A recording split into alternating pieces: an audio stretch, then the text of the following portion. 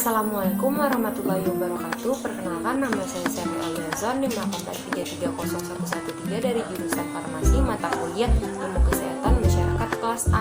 Di sini saya akan memberikan video edukasi yang berhubungan tentang mata.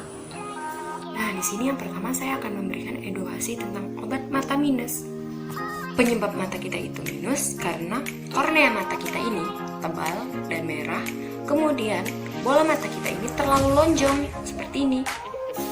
Sampai sekarang, untuk mengurangi mata minus kita ini hanya bisa dilakukan dengan LASIK, yaitu penipisan kornea mata. Tapi kok di masyarakat ibu-ibu yang anaknya mata minus bisa sembuh tuh pakai ramuan, itu gimana? Nah, ada yang namanya emetropisasi. Apa sih itu emetropisasi? Emetropisasi itu merupakan proses pertumbuhan pada bola mata anak untuk mengatur ketebalan si lensa mata, kemudian mengatur kelonjongan mata menjadi normal. Jadi, anak-anak yang mata minus bisa sembuh dengan normal itu dengan emetropisasi. Tapi ada juga tuh saat lagi baca dengan nyipit-nyipitin mata jadi kelihatan lebih jelas tulisannya. Nah, ini disebut eyelid squinting, menyipit-nyipitin mata. Nah, jurnal penelitian membuktikan dengan nyipit-nyipitin mata itu buat penglihatan kita jadi lebih jelas. Nah, ini dikarenakan cahaya yang tadinya banyak itu akan jadi fokus lewat satu pintu. Tapi cara ini bukan cara yang aman ya untuk menghilangkan atau mengurangi mata minus, karena hal ini membuat sekitar mata kita ini, sekitar otot kita jadi lebih capek. Sampai sekarang para penelitian hanya menemukan obat atropin. Obat atropin ini dia tidak menyembuhkan mata minus, tetapi mencegah makin parahnya mata minus kita.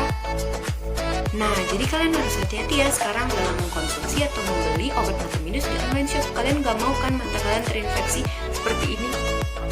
Ini sangat mengganggu kecantikan mata kita dan mengganggu kesehatan kita.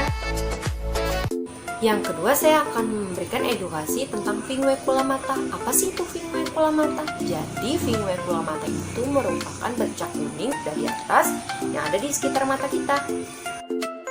Sebenarnya vinguecula mata itu aman gak sih? Sebenarnya vinguecula mata ini aman-aman saja, tetapi bagi kita kaum perempuan itu pasti sangat mengganggu kecantikan, terutama di area mata. Sebenarnya apa sih penyebab vinguecula mata ini?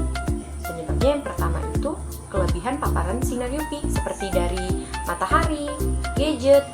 Kemudian yang lebih beresiko itu penggunaan lensa mata atau soft lens. Itu yang lebih tinggi ya.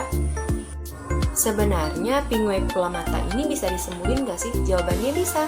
Caranya dengan mengurangi paparan sinar matahari yang berlebihan, mengurangi paparan matahari, bermain gadget. Caranya dapat juga dilakukan dengan memakai kacamata hitam anti UV dan dilakukan operasi atau laser argon. Nah, buat teman-teman semua harus hati-hati ya jika vinguecula ini atau kuning mata ini banyak di sekitar mata atau penuh. Itu hati-hati, itu gejala hepatitis. Yang ketiga, saya akan memberikan edukasi seputar mata kering. Sebenarnya semakin bertambahnya usia, air mata yang kita keluarkan itu semakin sedikit, baik pria atau wanita. Hal itu wajar terjadi karena adanya perubahan hormonal.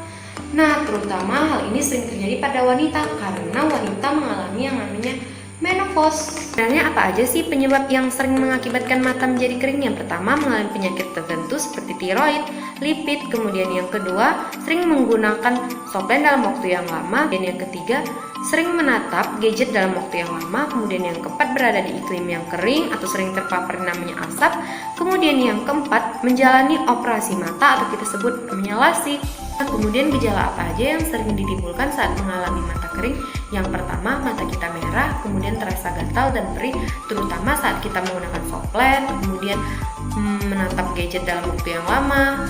Nah, kemudian di sekitar mata kita ini akan mengeluarkan untayan lagi. Yang ketiga, penglihatan kita terasa kabur, terutama saat kita membaca buku. Yang keempat, air mata yang kita keluarkan cukup banyak. Sebenarnya menurut Kementerian Kesehatan Republik Indonesia, mata kering kita ini dapat diobatin loh. Caranya dengan dilakukan pemberian obat tetes mata. Sebaiknya dalam pemberian obat tetes mata ini yang terhindar dari pengawet. Kemudian yang kedua itu anti radang. Anti radang ini diberikan jika terjadi pembengkakan di kornea mata. Kemudian yang ketiga itu dilakukan operasi kecil. Kemudian yang keempat bisa dilakukan dengan perubahan gaya hidup kita dalam sehari-hari.